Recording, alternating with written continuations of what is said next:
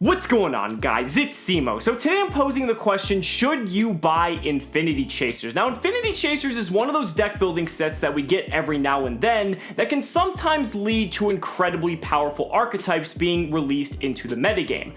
This is not one of those instances, but it's still something I do want to cover because it's important to look at what this set contains and help you make an educated decision as to whether or not you want to purchase this product. So before we get into it, if you haven't already, be sure to subscribe to the channel and hit that notification bell so you guys don't miss a single upload. And if you really love the content that I produce on this channel, consider supporting me on Patreon or becoming a YouTube channel member, because it's thanks to people like Daniel as well as Firemaster that I'm able to bring you this content on a daily basis. So if you're interested, hit the join button down below or check out the links in the description. But without further ado, let's go ahead and get right into it. So Infinity Chasers is one of these deck building sets like I mentioned earlier, and these deck building sets contain 3 different archetypes. And what's cool about these sets is that you pretty much have the majority of your deck core in one of these sets. And we've had some of the strongest meta archetypes come out in deck building sets. I mean, years back we had Necros come out in a deck building set. We had Sky Striker more recently, which still just continues to dominate the metagame.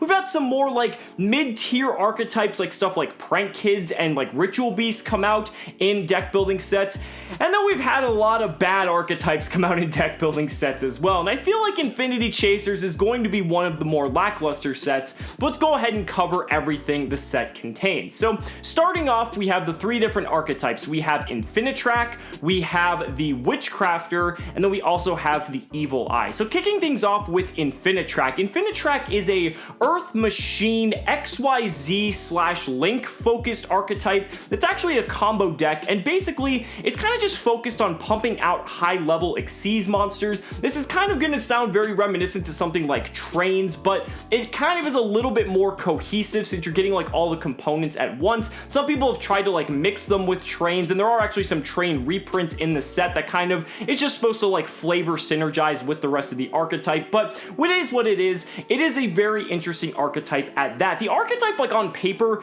doesn't look like bad, but it doesn't look very impressive either. What's nice about this archetype is that because it's in the machine category, you have access to some incredibly powerful machine tools that other archetypes, or types for that matter, do not have access to. You have stuff like Machine Duplication, which is still at 3 and is one of the most powerful machine focused cards that we have in the entire game. I mean, we've seen that anytime there's a meta deck that can incorporate Machine Duplication, it's probably broken. Troop Dupe, Scoop, Spiral, I mean, I could just keep going on. You also have stuff like Cyber Dragon Infinity, and since Infinitrack is a Xyz focused archetype, and getting into level 5s is actually very easy for this deck to do, Cyber Dragon Infinity is going to be something you're definitely going to want to incorporate.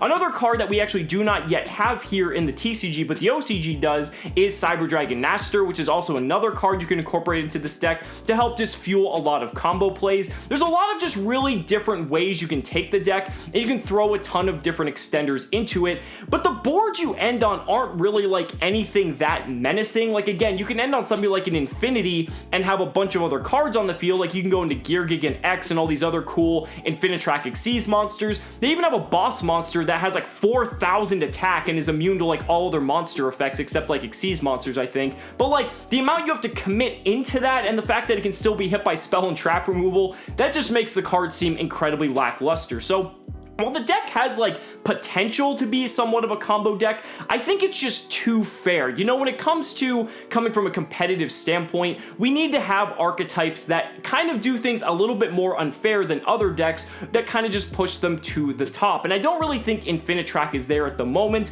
but the thing is, when it comes to these deck building sets, this is kind of all the support these archetypes really get. They might get like 1 or 2 extra cards here and there, but for the most part, this is really all they're gonna get, and this is what they're gonna have.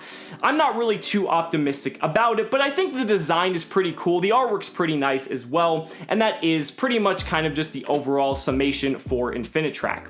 That moves us on though to the Witchcrafter. Now the Witchcrafter, Oh boy, the Witchcrafter are a bundle of fun, to say the least. So basically, it's kind of like this spellcaster control archetype, and the thing about this archetype that just really turns me off is the fact that you have to just lose so much card advantage for this deck to function. Like, all the cards require you to like discard a spell card or like discard a card to use like any of their effects, and then basically you're taking hard minuses in terms of card economy just to do the most basic of plays. And like, yeah, the deck has like a couple good things going for it. Like, it has its own like Trident in essentially. I mean, you have to discard a card to pop something, but like, it's a quick effect that you can use it during either player's turn, so that's pretty neat.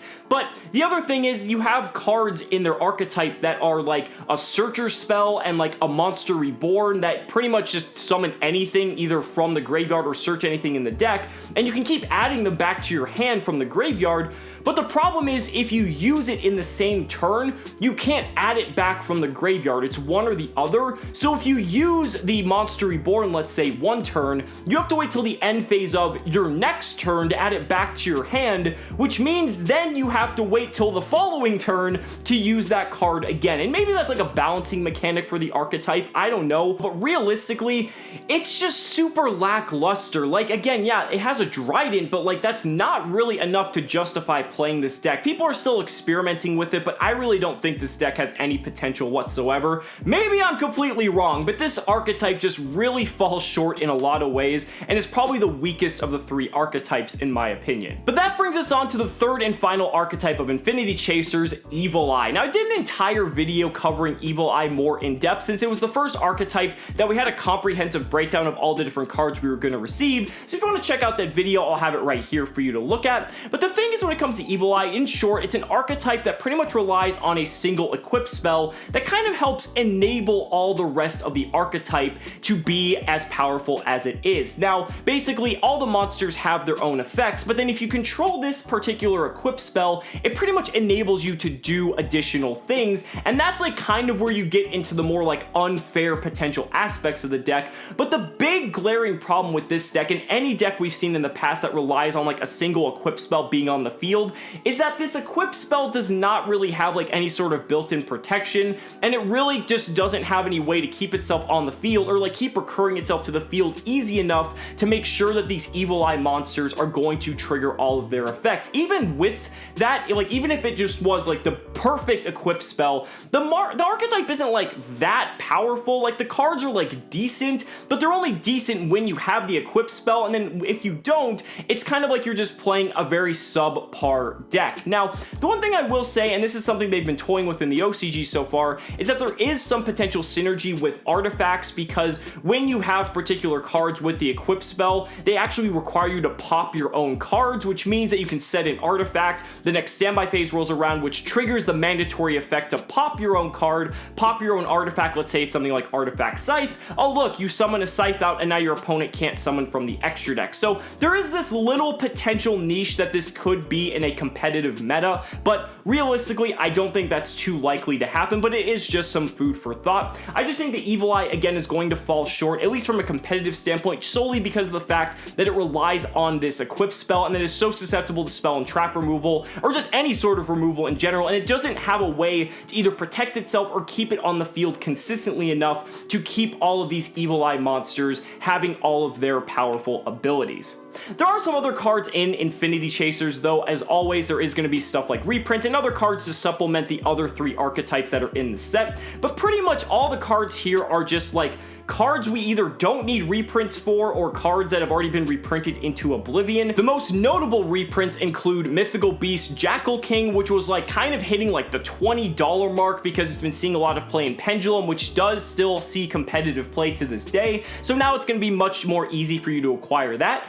Mecha Phantom Beast Draco Sack is actually in here, and that's pretty cool because that was actually like a $10 to $15 card. It's never seen a reprint outside of, I believe, the Megatins and its original printing in Lord of the Tachyon Galaxy, so now that's going to be a lot more easy to acquire if you were needing a copy of that. And then I think like Spellbook of Knowledge is getting a reprint in here as well, so kind of just 3 cards to help supplement these other archetypes kind of makes sense. And then a couple rarity bumps would be something like Dara Crane going to super rare. I think that's only been in common before. And then also Mecha Phantom Beast Fortress Enter Blathnir, which randomly sees play, and it's only been a rare, but it's a really really decent rank 9, but it's kind of just used for like hand loops. But again, all the other reprints in here are just very lackluster, and that pretty much brings us to the conclusion of this video to answer the question as to whether or not you should purchase this product. For me personally, I'm not going to be purchasing this because I do not see any value in the set whatsoever. I feel like if you go out of your way to buy a booster box of this set, you are going to be taking a hard minus in terms of value if you're looking to kind of get some value out of it, because none of the cards in here are very appealing. The prices, if you look on the cards so far on TCG Player, are already very, very low, and the set hasn't even been officially released yet, so do keep that in mind. But the thing is though, if this is a set that interests you, like maybe you really want the Infinitrax, or maybe you really want the Evil Eyes, just wait a couple of weeks. The prices are going to settle heavily because there isn't really a big competitive event taking place outside of, I believe, the UDS and Majin, and I don't really think this deck, or any of these decks for that matter, are going to see any competitive play, so that's not really going to force the prices to fluctuate. The one reason you might want to consider buying this set or buying bits and pieces of it is from an investment standpoint, because since the prices of this set look like they're going to be very low, let's say someone does figure out how to make any of these decks competitively viable. Since you buy the cards at such a low entry point, if someone figures out how to make Evil Eye or Infinitrack or the Witchcrafters just completely broken, and you bought the cards when they were like $1 to $2 a piece, and they shoot up to 20 or 30 the next day, that's a really good way to just get a nice return on your investment if you're okay with tying up your money into the set that you may not see any return on for quite some time. It just completely depends on what people are able to do with the cards. Looking at the OCG, I'm not really too optimistic. I mean, the only thing we've seen that's close to being competitively relevant is that synergy between the Evil Eyes and the Artifacts, but anything can happen. It is Yu-Gi-Oh! And our formats are different. I mean, we do have dangers, and there are different players here in the TCG compared to the OCG, so I guess we'll just have to wait and see. But if you're looking for any of the reprints, just buy the singles yourself. It's always more economical to do so, and you're going to be happy because you're going to be getting what you want rather than buying a booster box and getting completely random jank. So if you want the Infinitrax, just buy a playset of Infinitrax. If you want the Evil Eye, just buy a playset of Evil Eye and just have the deck core. Take it to your locals, have some fun. You really can't go too wrong. So guys, those are just my thoughts. Let me know down in the comments what you guys think about Infinity Chasers. I'd really love to hear your thoughts. So guys, thank you so much for watching the video. Be sure to like the video as always, subscribe to the channel for more amazing Yu-Gi-Oh content, and if you found this video helpful, consider supporting me on Patreon or becoming a YouTube channel member, because just by showing your support in any way that you can, you're investing in my ability to continue bringing you amazing Yu-Gi-Oh content. So thanks so much again, and we'll see you next time.